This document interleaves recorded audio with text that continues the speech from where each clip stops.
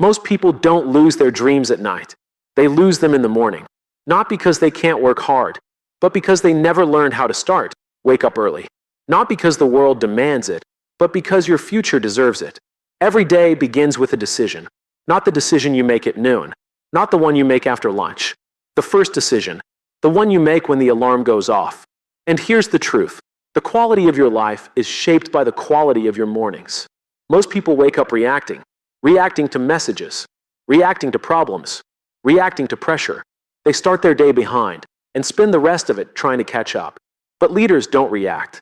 Leaders design. When you wake up early, you are not just gaining time. You are gaining control. Control over your mind. Control over your focus. Control over your direction. Because the morning is not about productivity. It's about identity. It's about deciding who you are before the world tells you who you need to be. Discipline is not punishment. Discipline is freedom. Freedom from chaos. Freedom from distraction. Freedom from the excuse of, I didn't have time. The people who win in life are not the ones with the most talent. They are the ones who show up before anyone is watching. They are the ones who prepare while others sleep. They are the ones who build when others wait. And here's what most people misunderstand. Waking up early doesn't make you tired. Waking up without purpose does. When you wake up with intention, energy follows. When you wake up with clarity, confidence follows. When you wake up with direction, discipline follows. Silence in the morning is not empty. It's full of answers, full of ideas, full of clarity. The noise of the world cannot drown out your purpose unless you let it start speaking before you do. And consistency, not intensity, is what creates momentum. Not one early morning, not one productive day, but a pattern, a rhythm, a standard. You don't rise to the level of your goals. You fall to the level of your habits. So if you want a better life, don't wait for a better year. Don't wait for motivation. Don't wait for the perfect moment. Change the way you wake up, and you will change the way you live. Because how you start your day is how you lead your life. And leadership begins before sunrise. Your morning is your first leadership decision. Every single day begins with a moment that most people ignore. Not a meeting, not a message, not a deadline. The moment your eyes open. That moment is not neutral. It is not random. It is a choice point. And that choice silently shapes everything that follows. When you decide how to start your day, you are deciding how to lead your life. Leadership does not begin in boardrooms or on stages. It begins in the quiet, when no one is watching, when no one is applauding, when no one is judging but you. Most people wake up and immediately hand their power to the world. They reach for their phone. They scroll. They react. They absorb other people's priorities before they've even remembered their own. That is not a small habit. That is a leadership failure at the most basic level. Because if you cannot lead yourself first thing in the morning, you cannot lead your time, your energy, your emotions, or your future. Leadership starts with ownership. Ownership of your mind. Ownership of your focus. Ownership of your direction. When you wake up with intention, something changes inside you. You are no longer drifting. You are no longer reacting. You are choosing. You are deciding who you will be before the world tries to decide for you. That is what leaders do. They do not wait to be pushed. They step forward. They do not wait for clarity. They create it. And the first opportunity to practice that leadership is not at work, not in public, but in private, in the early hours when the world is still quiet. This is not about waking up early just to wake up early. This is about waking up with purpose. It is about using the first moments of your day to align your actions with your values. It is about creating space for thought, for reflection, for growth, for preparation. Because when you start your day intentionally, you don't just feel more productive. You feel more grounded. You feel more capable. You feel more in control. And control is not about dominance. Control is about direction. Leadership is not about doing more. It is about doing what matters first. And what matters first is not always urgent. It is often invisible. It is the workout no one sees, the reading no one praises, the planning no one applauds, the discipline no one claps for. But these invisible decisions create visible results. And the first of those invisible decisions happens in the morning. You do not become confident by waiting for confidence. You become confident by keeping small promises to yourself. And the first promise you make every day is when the alarm goes off. Do you keep it? Or do you negotiate with it? Do you lead yourself? Or do you delay yourself? That single decision teaches your brain who is in charge. And when you consistently choose yourself in the morning, you begin to trust yourself. And when you trust yourself, you lead yourself better. And when you lead yourself better, everything else starts to rise with you. Your morning is not just a routine. It is a statement about your standards, a statement about your priorities, a statement about your identity.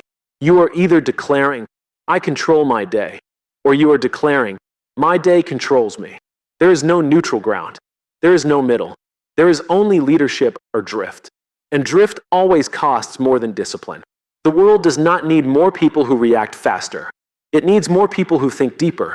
It needs more people who move intentionally. It needs more people who start strong. Because strong starts create strong finishes. And strong finishes create strong lives. And strong lives create strong leaders. And strong leaders create strong futures. And it all begins in the same place. The morning, the moment, the decision, the leadership choice you make before anyone else is awake. Discipline beats motivation. Motivation is loud. Discipline is quiet. Motivation feels powerful, but it is unreliable. Discipline feels boring, but it is unstoppable. Most people wait to feel ready. They wait to feel inspired. They wait to feel confident. But the truth is, waiting is the enemy of progress. The people who win in life are not the ones who feel like doing the work. They are the ones who do the work even when they don't feel like it. That is the difference between dreaming and building. Motivation comes from emotion. Discipline comes from identity. Motivation says, I'll do it when I feel like it. Discipline says, this is who I am. And when something becomes who you are, it no longer depends on how you feel. You don't brush your teeth because you're motivated. You brush your teeth because that's who you are. You don't stop at red lights because you feel inspired. You stop because that's the standard. Discipline is not force. Discipline is alignment with your values. Most people think discipline is about restriction. It's not. Discipline is about freedom.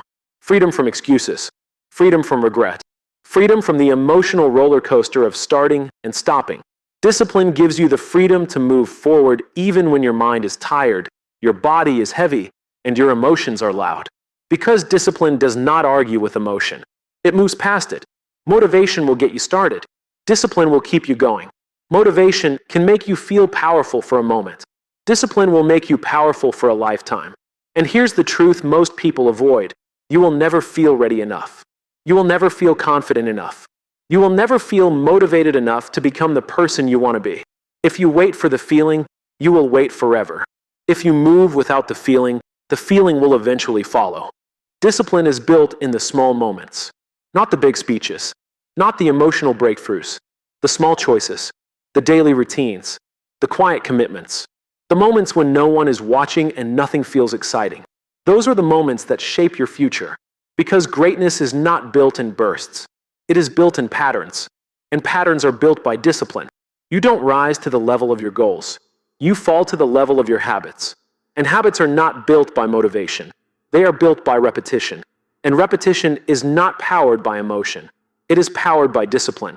Discipline is the bridge between who you are now and who you want to become. Without it, your dreams stay where they are. With it, your dreams start moving. Discipline is not something you are born with.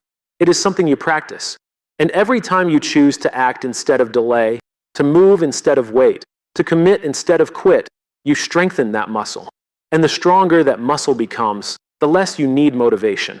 Because discipline becomes automatic. It becomes your standard. It becomes your identity.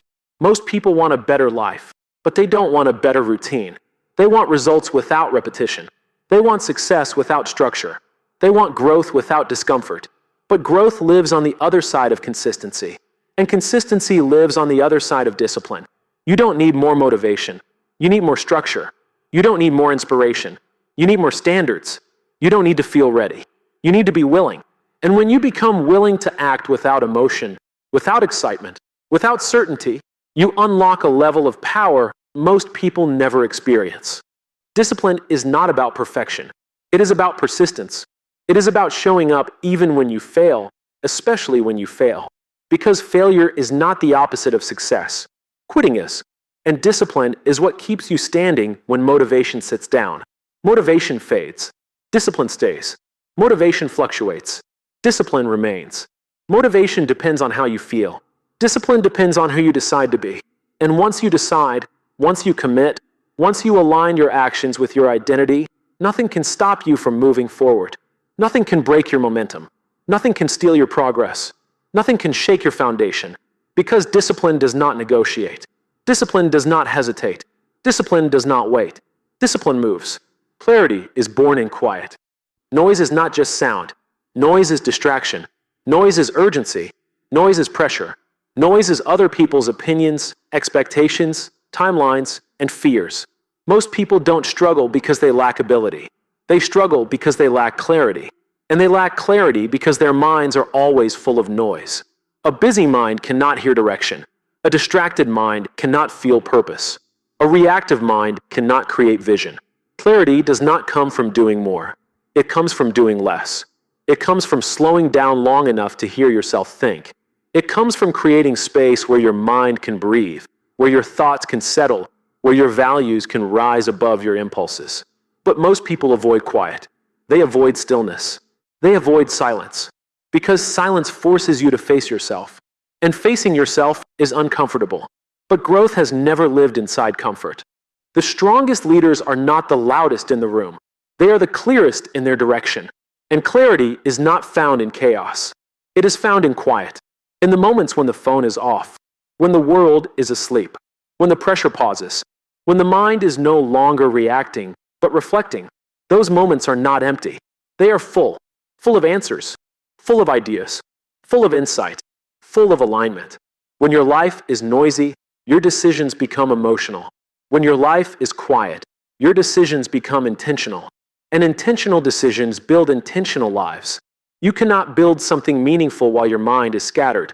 You cannot lead effectively while your thoughts are cluttered. You cannot move forward confidently while your inner voice is drowned out by external noise. Quiet is not weakness. Quiet is strength. Quiet is control. Quiet is clarity. It is the ability to pause instead of react, to listen instead of speak, to observe instead of rush. And when you master quiet, you master yourself. Because quiet gives you access to your deeper thoughts, your true values, your real priorities. And once you see those clearly, your actions begin to align naturally. Most people chase clarity through action. They think if they do more, they'll know more. If they move faster, they'll feel surer. If they stay busy, they'll feel important. But busyness is not direction. Activity is not progress. Motion is not movement. You can be moving all day and still be going nowhere. Clarity is what turns motion into movement. And clarity comes from quiet. Quiet is where you separate what matters from what doesn't. It is where you stop reacting and start responding. It is where you stop surviving and start designing. It is where you stop drifting and start deciding. And decisions made from clarity are different. They are stronger. They are steadier. They are not emotional. They are aligned. Clarity does not shout. It whispers. And you can only hear a whisper when the room is quiet. When your life is loud, you miss it. When your mind is noisy, you ignore it. When your schedule is full, you avoid it. But when you slow down, when you create space, when you choose silence over stimulation, clarity begins to rise naturally. Not forced, not rushed, not demanded. It arrives. The world will always be loud. There will always be demands. There will always be distractions. There will always be pressure. But your mind does not have to be. You can choose quiet. You can choose space. You can choose stillness. And in that stillness, you will find direction. And in that direction, you will find confidence. And in that confidence, you will find momentum. Clarity is not something you chase. It is something you allow. You allow it by slowing down. You allow it by turning down the noise. You allow it by creating space. You allow it by choosing quiet over chaos. And once clarity arrives, it changes everything. Your choices become cleaner. Your actions become sharper. Your path becomes clearer. Your life becomes aligned. Your future becomes intentional. And when clarity leads, confusion has nowhere to hide. Consistency creates confidence. Confidence is not something you wake up with one day. It is not a personality trait. It is not a gift. It is built. And it is built the same way strength is built, the same way skill is built, the same way trust is built, through repetition, through showing up, through doing the work again and again, especially on the days when you don't feel strong, skilled, or confident. Confidence is not created by one big win. It is created by many small commitments kept over time. Most people look for confidence before they act. But confidence comes after action, not before it. You don't feel confident, then move. You move, and then you feel confident. And the more consistently you move, the more confidence you build. Because every time you show up, you send yourself a message. A message that says, I can be trusted. And trust in yourself is the foundation of confidence. Consistency is not about intensity. It is not about going all out for a week and then disappearing for a month. It is not about doing something perfectly once. It is about doing something imperfectly many times. It is about staying in the game. It is about refusing to quit. It is about choosing progress over perfection. And progress, repeated, becomes power. Confidence does not come from success alone. It comes from resilience. It comes from the experience of failing and still showing up, of falling and still standing, of struggling and still continuing. Every time you keep going when it would be easier to stop, your confidence grows. Because you are no longer afraid of failure. You have proven to yourself that you can survive it. And when you are no longer afraid of failure, you become unstoppable. Consistency removes fear. Fear thrives in uncertainty. But consistency creates certainty. Certainty in your habits. Certainty in your character. Certainty in your identity. When you know what you will do regardless of how you feel, fear loses its power. Doubt loses its grip. Hesitation loses its voice. Because your actions are no longer controlled by emotion. They are controlled by commitment. Most people think confidence comes from results. It doesn't. Results come and go. Wins fade. Losses sting. But consistency stays. And consistency builds something deeper than results. It builds identity. You don't just become someone who succeeded once. You become someone who shows up always. And that identity is unshakable because it is not tied to outcomes. It is tied to effort. Confidence is not loud. It is steady. It is calm. It is grounded. It does not need approval. It does not need validation. It does not need applause. It comes from knowing who you are because of what you consistently do. And when your actions align with your values day after day, your confidence becomes natural, not forced, not faked, not fragile. Most people want to feel confident before they commit. But the truth is, commitment creates confidence. You don't wait to feel ready. You act until you become ready. You don't wait to feel strong. You train until you become strong. You don't wait to feel capable. You practice until you become capable. And every day you show up, you add another brick to the foundation of your confidence. Consistency also protects you from regret. Regret comes from the things you didn't do, the chances you didn't take, the effort you didn't give. But when you know you showed up, even when it was hard, even when it was uncomfortable, even when it was uncertain, you carry peace instead of regret. And peace strengthens confidence more than success ever could. Confidence is not built in comfort. It is built in repetition, in discipline, in commitment, in showing up when no one is watching, in doing the work when no one is clapping, in staying the course when no one is encouraging. That is where real confidence is born. You don't need more courage. You need more consistency. You don't need more belief. You need more repetition. You don't need more confidence. You need more commitment. And when you commit, when you stay consistent, when you refuse to quit, confidence will grow naturally, quietly, steadily, unshakably, and it will stay with you for life. How you start determines how you finish. Every outcome has a beginning. Every result has a root.